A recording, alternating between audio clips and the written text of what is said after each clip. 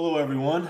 Welcome to Diamond's Edge Live. My name is Greg Diamond, editor of 10 Stock Trader at Stansberry Research. And an interesting day today with the Federal Reserve meeting in approximately an hour. We'll get commentary. The most likely scenario is that they're on hold. Um, Now, what comes after in terms of the commentary? What are they going to say about what's happening with the trade war? We saw last night that it was announced that the U.S. delegates from the U.S. and China are going to meet in Switzerland to try to de-escalate the trade situation. Is that going to result in a deal? Will it result in a delay? How does the Federal Reserve navigate around these scenarios with tariffs? But on the flip side, inflation is coming down. So, oil prices are down. We saw CPI and PPI come down. The jobs report in terms of the private sector was good. So there's a lot of factors that the Federal Reserve is going to have to, try to navigate, try to balance.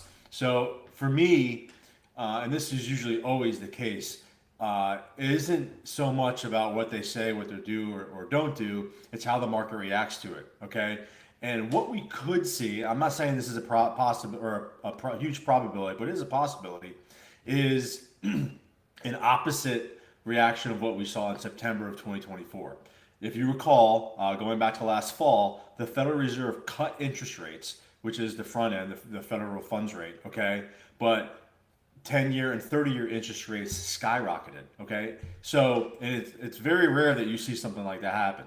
The Federal Reserve cuts, and the bond market says, you know what, we're not buying what you're selling, and then it goes in the opposite direction. So let me just start off with that. Let me share my screen here, and I'll show you what I mean when I say, we could see the opposite take place, all right? So this is the U.S. 30-year interest rate, and you can see here, we've traded down into a low, interest rates were declining, Federal Reserve cut interest rates, and then look what happened.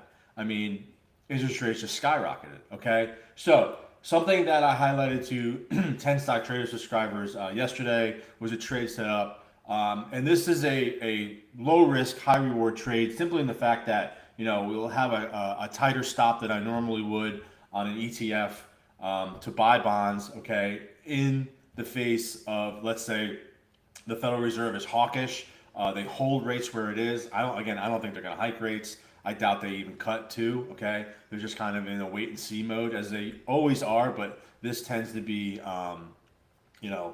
so again, where they're balancing different catalysts in the market. So this is something where we could see, let's say they hold rates, okay? But, next week, we have CPI, PPI, inflation expectations, those all come in lower. Let's say we get a trade deal. That, or at least some type of de-escalation, or instead of a 90-day pause that we saw back in April, there's a 180-day pause. Who knows? Okay, but from my perspective, right now, this is a very low risk, high reward trade to buy bonds, and in this case, that would mean bonds rally and interest rates decline. Okay, so something else I wanted to point out, as many of you know who follow me, I don't watch news. I don't watch the financial news, okay? But I was aware that there's a handful of people that that I obviously pay attention to when they do speak. It isn't often, and Tudor Jones is one of them. My first boss worked for him many moons ago. But he came out on CNBC yesterday, and I saw the brief clip that he thinks that stocks could go down to new lows. Okay, that got me thinking. Now, number one, you always have to be careful with sometimes when, especially a professional trader like Mr. Jones will get on and he's actually talking the opposite of his book, okay? I'm not saying that's what he's doing. I'm just saying there's been times in the past where he says something is going to happen and then the opposite happens. Now, obviously, you can change your mind very fast, but just something to think about. So what I wanted to cover today, we'll see what happens with the Fed. I've kind of covered those scenarios, but let's take Tudor Jones's outlook and say, all right, so for me, whether we get new lows or we don't, I'm still bullish, okay? And I'll explain what that looks like in a second. But let's look at some of the stocks, or charts rather, where I say, you know what, I'm very certain, or there's a very, very high probability that the lows are in and these are gonna rally. And then I'll look at some charts that say, okay, I can see where these could make new lows, but the overall picture, even if that does happen, which I'll explain, is that we'll see incredible divergence. And this is a situation where I get extremely, extremely aggressive from the long side in the stock market. All right. So let's go to that real quick. The first one is the iShares Momentum Factor Fund. And this is a favorite of mine, not to trade, but to look at. There isn't a whole lot of liquidity, at least in terms of options, when I look at this. Okay. So this is something I highlighted to 10 Stock Trader subscribers on Monday in the weekly market outlook. All right. And basically this is very simple. We have this, you can see here in red, this ABC corrective move. It's just textbook. All right. And now what we have here in blue is a new uptrend. Wave 1 was that low on April 7th. Okay. Wave 2 happened on, or found its low on April 21st. And now we're breaking out into this third wave, which can grind higher all the way into, the end of June before we even saw some type of correction, and then likely up into August. All right, I mentioned that on the show in the last couple of weeks. Okay, that to me just looked very, very bullish. Now let's also look at this red arrow. Okay, and I have where this is April 2nd, where the Liberation Day or the tariff announcement sent stocks climbing.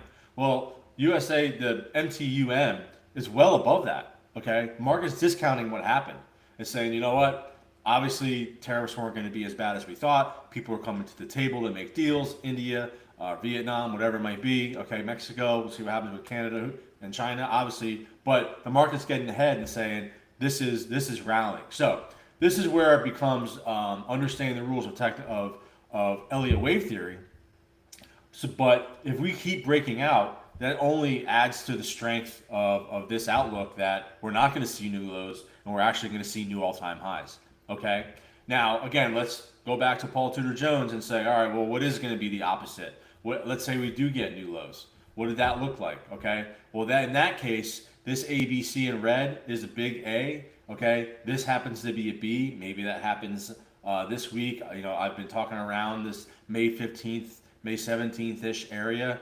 As a possible short term. It could be bigger term, okay? If this is a B wave, and then you get this C wave down to June.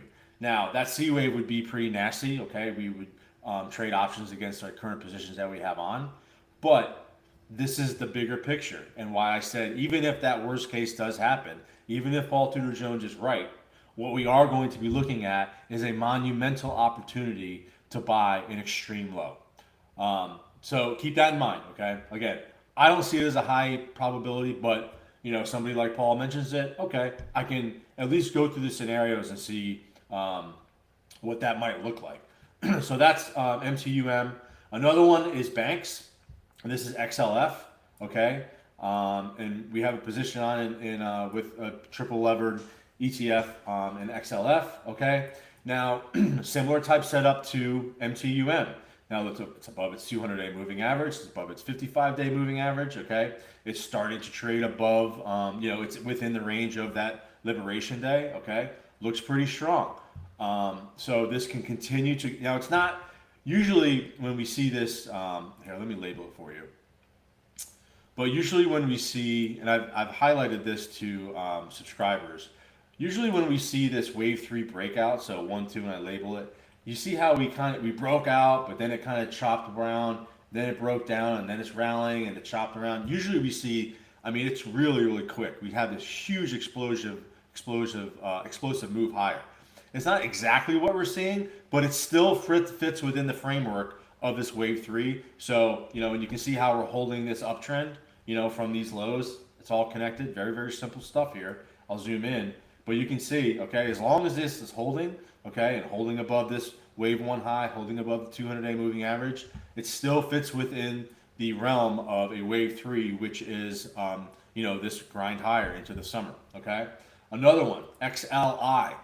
This tracks the Dow Jones Industrial Average, just another way I like to look at it.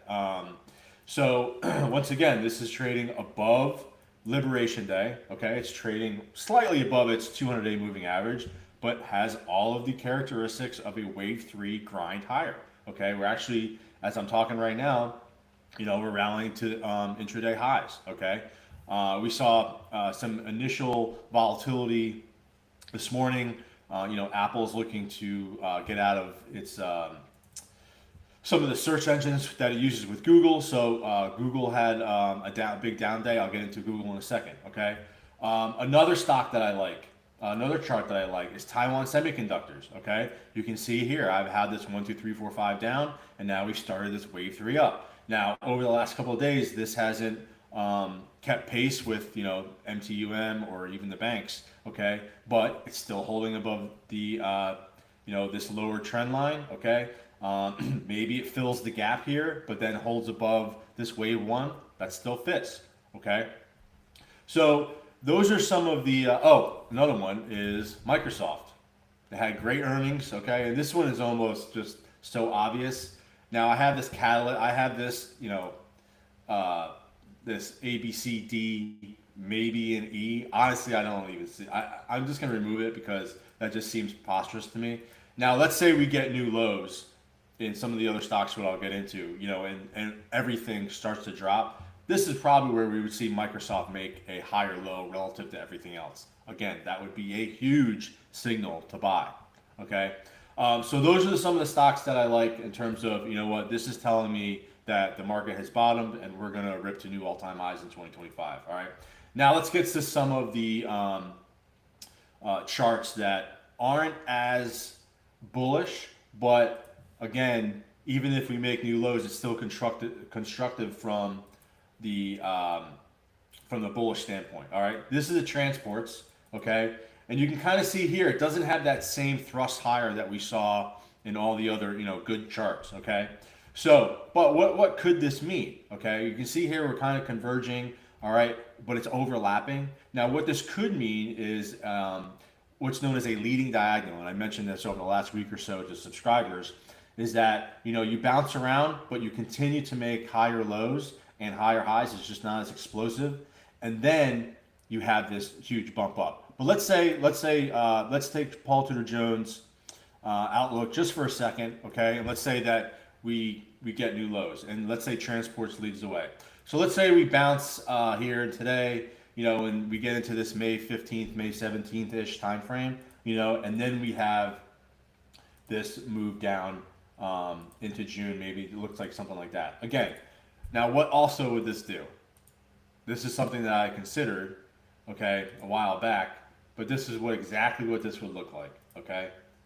This is a textbook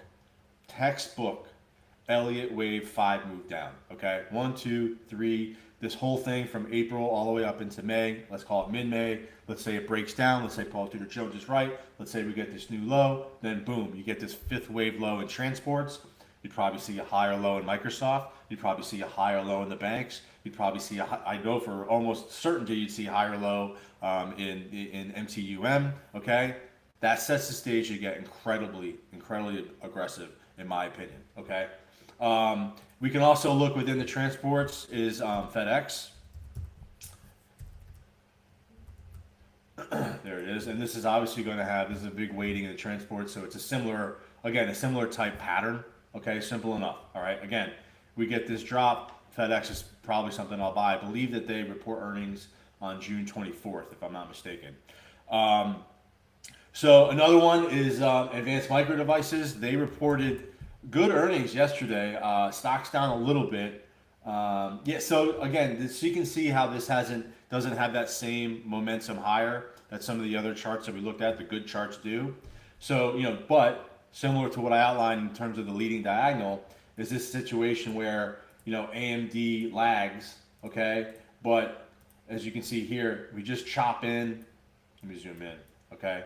We just continue to bounce around, and then, whether it's today, whether it's next week with inflation, whether it's the China deal, whatever, we finally break out into that leading diagonal that catches up with, those wave 3 charts that we've seen. And the last one in terms of bad is what I mentioned earlier with Google. Okay, and this is something I believe I highlighted on the show last week. I've definitely talked about it with subscribers. Okay, but we looked at this in late April, and what we were looking at was this potential for a 4th wave. It stopped at the 38.2 Fibonacci retracement level, okay, and now you can see here it couldn't break above, and we have this huge down move day today with this Apple, looking elsewhere, okay. So here's the other thing to think about. I have this wave 5 here. Does this wave 5 mean into this mid-May-ish time frame, or does that drift down into the end of June and then we see everything else make a higher low? That's what's really important to keep in mind if we do see a round of volatility, okay? So no matter how you cut it, some of the short term, let's say I'm wrong about this wave 3, some of the short term might get tricky, okay? Might get volatile again. But if I look at the bigger picture of what the charts are telling me, if we get more volatility, it still tells me that we have an unbelievable opportunity to get very, very aggressive. All right. So that's what I had covered for today. Again, we'll see what happens with the Federal Reserve. We have good charts that we're looking at. We have bad charts, quote unquote. That would simply mean, okay, if we get those new lows, we look for higher lows elsewhere, and that's where we can get aggressive.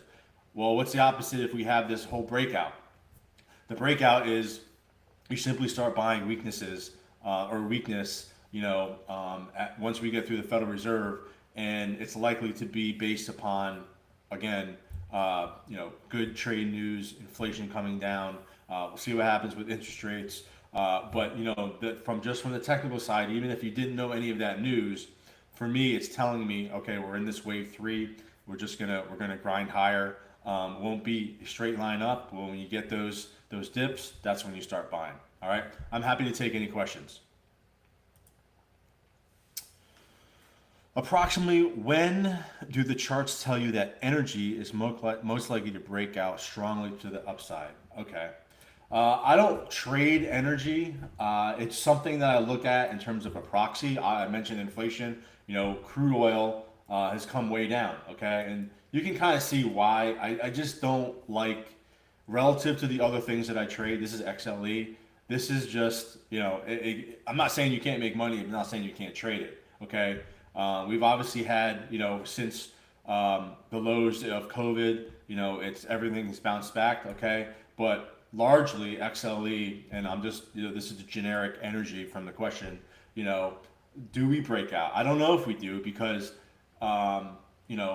production, OPEC just announced that they're going to increase supply.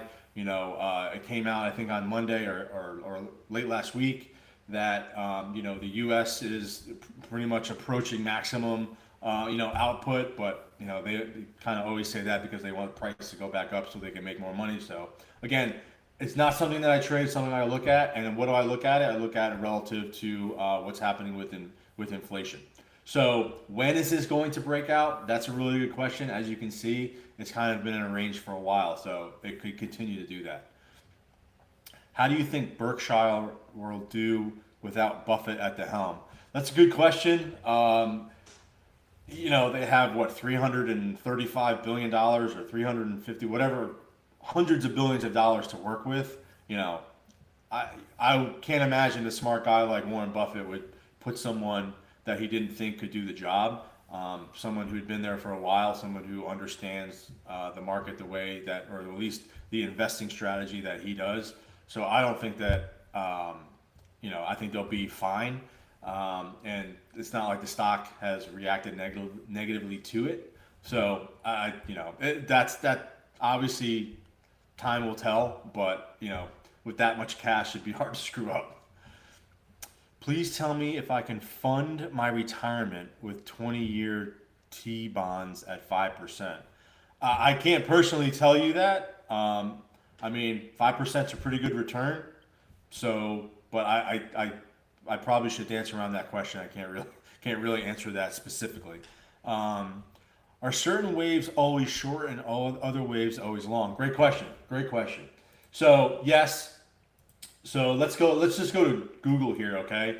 Now, what we're looking at in terms of, actually, let's look at a longer term chart. Okay, this is a New York Stock Exchange Index, okay? And are waves always short and other waves always long? Yes. What you're looking for are impulse waves. Impulse waves are always the longest and the biggest. They're the strongest. These tend to be the biggest and tends to be wave 3. So you can see here, this is, again, the New York Stock Exchange Index, okay? And I had this wave 2, and then at the end of 2023 for 2024, we had this long wave 3. Now, it is my contention, as I've shown over the last few weeks, that this very short but volatile wave is a wave 4. And then what does that mean? Based on the rules of Elliott wave, you should have a longer wave 5. So that's a simple look at it, a simple answer. But to your question, yes, you're going to have certain waves that are longer, like a wave 3 or a wave 5, and certain waves that are shorter, like a wave 2 or wave 4. What's the reality of the tariff situation? That's a good question. I think the reality is that kind of just like what I said with, let's go back to MTUM, and I think the reality is that the market is starting to price in. Again, this is if we're in this wave 3, which I think the probabilities are higher that we are, is that people are coming to the table. Countries are coming to the table, okay, and saying, all right, we got it, uncle. We want to be part of the biggest consumer in the world. We need to be in your market. Let's make a deal. Okay. I think that's the reality. Now, how long does that take? Okay, let's see what happens with China. India is trying to make a deal. I don't know what's going to happen with Canada. President Trump and PM Carney met yesterday. Did that go well? Did it not go well? Is anything going to come of it? Okay. So I think the reality is not as bad as it was, right after the announcement was made and we saw this panic low, right? And why do I say that? Because stocks, especially this momentum, is already well above it. So I think that's the reality. The other reality is that it's not going to be as bad. The other reality that we need to take into consideration is there an end game? What's the end game? We get all these deals and then everything's fine, or is this continuous conversation that doesn't resolve itself? Now, if that's the case, we get a lot of volatility. That's good for a trader, but that's the reality, at least as I see it. How about Disney? Yeah, Disney had good earnings, and this stock has been all over the place for a while. And as you can see, yeah, so it's been very volatile. You can see it's just wavered up and down below its 200-day moving average for a long time, but it's also, it hasn't even come close to breaking above its all-time highs back in, was this 2021? So inflation, the inflationary market, bear market, you can get into what they're doing with movies and all that stuff. I'm not going to touch on that. But, earnings were better. Now, I guess the question here, just from a technical perspective, can this break out? So it's above its 200-day moving average. We've seen that happen, but it fails. Okay, so kind of like that XLE question earlier, we're in this long-term downtrend. Can it break to higher highs and sustain that in the new uptrend? That would be the thing that I would want to see from a technical perspective with Disney. Does the whole S&P 500 index ever move like an Elliott wave or just individual stocks? That is an excellent question, and the great thing about Elliott wave is you can look at it for the S&P 500. You can look at individual stocks. You can look at the S&P 500 and individual stocks on a 1-minute chart or a 100-year chart. Okay, that's the great thing about Elliott wave. You can look at it on any single market in any single time frame. That's what I love about it, as it gives you a roadmap for what is possible, lets you know when you're wrong. Okay. In fact, I've mentioned this before. Paul Tudor Jones, since I mentioned him earlier, he says in the Market Wizards book, the reason why he loves it so much and why he had so much success is that it's both a risk management system and a trading system. So it'll tell you, okay, this is where I can go long, but based on the rules, it'll tell you where you're wrong, and there's your risk management. Can you check out Ford? Sure. So, yeah, similar to what we saw in Disney, Ford has been pretty volatile, and we've had these moves where it's tried to get above its 200-day, trying here now, and it can't do it. And similar to Disney, could not even come close to keeping up with the market, overall market, number one. And then number two, it can't break above its 2022 all-time high. So, this just doesn't look like a good stock, at least technically, that I would either want to trade or invest in right now. Does Elliott wave work because a major percentage of investors all just follow along with the herd? It's fear and greed. Okay, and when you look at what Robert Prechter and R.N. Elliott and how they determined, so essentially what they did was they looked at the fear and greed of investors expressed on a chart, and there are patterns, there are repetitive patterns that happen in those on those charts, on those moves ups and downs, okay, on those moves that go up and down. And that is what Elliott wave is all about. So it's the, yeah, you could call it the herd, okay? So like, if we were to look at, the herd from the low of 2020 all the way up until 2021, everyone was saying this is great, this is a runaway bull market, everything is fantastic. Jerome Powell was saying inflation is transitory. That was the herd, right? But I was calling for a top in a bear market for cycle reasons, but also based upon fear and greed. In this case, it was greed, okay? And then that greed turned to fear, right? And then we got the low. That's where I went bullish, okay? And so you can see how this goes from fear and greed, and then there's a repetitive pattern to it. And that pattern is what the rules of Elliott wave express and how to use it. That's why I love it so much. BMW look good. Let's look at BMW.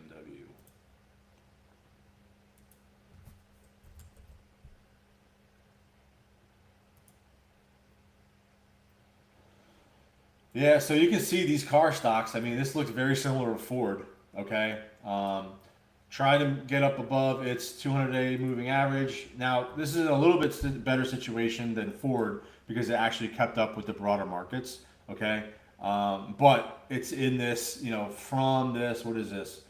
April of 2024, it's made new lows, tried to make a higher high, couldn't. So now we're in this, this is where things get tricky. If we can break above, what's this, 90, break above the 200-day moving average, and then sustain that, again, keeping up with the rest of the market, probably is going to be, a good trade. But obviously, with what's happening with tariffs and, just the overall car market and industry, a lot of competition, a lot of new entries, EV, there's just a lot of moving parts. We'll see if that's the case. Okay.